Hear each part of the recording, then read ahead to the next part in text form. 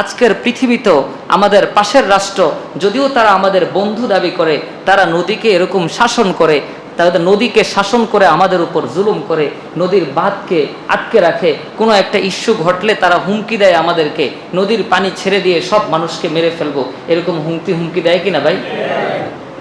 কিন্তু এটা কার উত্তরসূরি বলেন তো?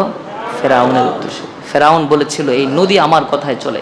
এই পৃথিবীতে যারা নদীর উপর শাসন করবে, নদীকে যারা আটকে দিতে চাইবে, এই ধরনের অধ্যত্বমূলক আচরণ যারা করবে, তারা এই জামানার সবচেয়ে বড় ফেরাউন, সবচেয়ে বড় মালাউন, সবচেয়ে বড় নমরুদ। এই ফেরাউনের বিরুদ্ধে আমাদেরকে, মুসলমানদেরকে মূসার ভূমিকায় অবতীর্ণ হতে হবে। কথা বলেন ঠিক কিনা?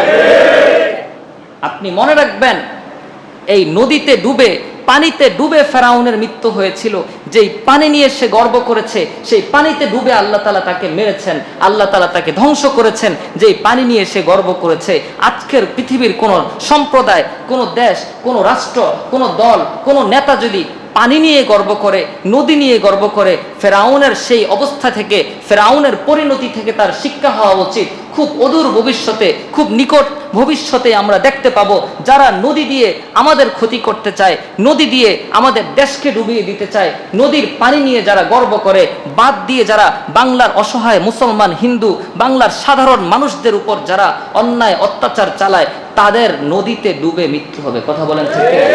এই নদীর কারণে তাদের মৃত্যু হবে।